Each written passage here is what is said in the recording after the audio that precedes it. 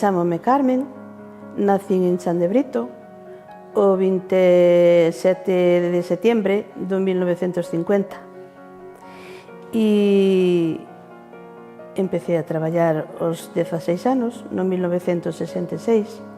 Flora Comesaña González, en 1945, del 10, bueno, do 10 do 45, claro.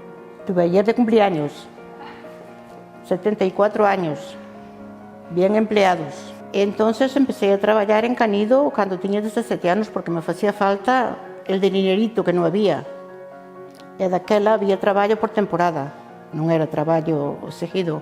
Cando viña a sardiña, a lancha da sardiña, que viña un barquiño con sardiña, a fábrica daba uns pitazos fuertes, e ese era o reloj, porque non había teléfono, non había outra comunicación. E de Chan de Brito a correr hacia Canido.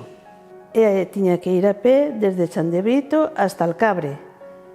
Entonces tiñamos que levar un farol que se chama unha linterna, non? Tiña cuatro cristales así polos lados e dentro levaba unha cousiña que lle había que poñer aceite. E como tiñamos que marchar de noite, pois levábamos ese farol. E íbamos polo monte, eran 13 kilómetros andando, e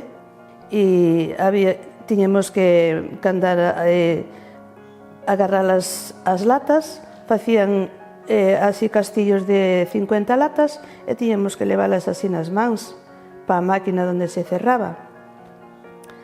E cando se cocía o bonito, o atún, eran unhas caixas de madeira que pesaban casi tanto vacías como cheas.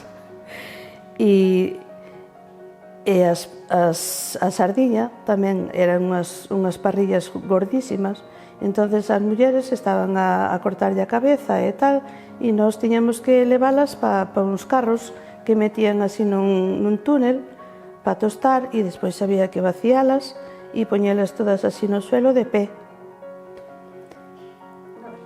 Traballábamos aquela temporada, había que descargar a sardiña toda, cortala, emparrillala toda en parrillas, aquelas parrillas, como líamos a 2 e a 3 sardiñas para meter naquela parrilla, despois dali o tostadero, a tostar a sardiña, aquela sardiña salía riquísima.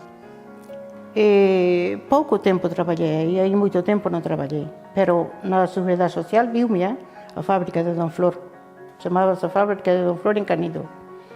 Despois daí empecé no 1970 en Valcárcel, e aí traballei 37 anos.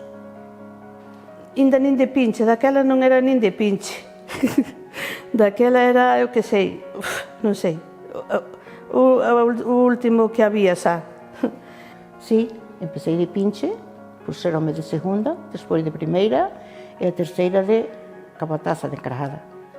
Era distribuir o traballo para as obreras na zona que me tocaba. Tiña que distribuir o traballo para aquelas persoas que eu tiña a cargo delas. Sí. Encantada da vida, non encantada, pero había que traballar e gustábame. Entón, gustábame porque ganaba un duriño, non porque me gustara, pero en principio, cando traballei, había que coller aqueles bonitos,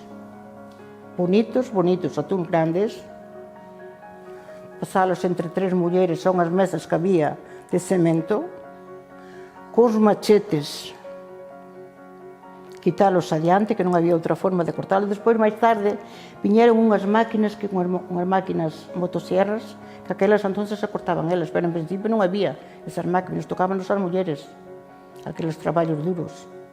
E así traballando toda a vida hasta que me retirei prejubilada. Pois eu agora estou prejubilada e prejubileime con de primeira estaba de maestra nunha nave.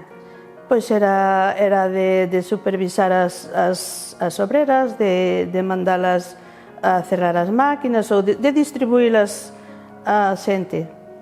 A traballar o campiño, porque ainda había vacas no campo, había jaliñas, había cerdo, e entonces había que mover todo iso. Tiña 2 fillos, os fillos tiñase que valer por eles mesmos, pobres, porque non podía moito axudalos cando había unha reunión de colégio. Dios mío, como fago para ir á reunión de colégio? Poucas veces lle fun a unha reunión de colégio. Non podía. E canto extrañei. Pois a miña nai era a que os atendía. Eu, o meu fillo maior, tuve nos 18 anos. Caseime aos 19, estando o meu marido na mili. E miña nai era a que os mandaba ao colegio e que en todo. Estaban os abuelos, entón os abuelos cuidaban os fillos. Pero eles soliños tamén, lle tocou fuerte. Tamén lle tocou fuerte, os meus fillos tocoulle fuerte. Un ten 51 anos e a filla ten 47. Pero tamén se lle tocou traballar no campo tamén, o meu fillo tocoulle traballar no campo bastante. Por que? Había que traballar. Daquela, pa qué? Pa qué? Aquilo era un atraso total. Pero era o que tiñamos. E así foi a miña vida, traballando sempre.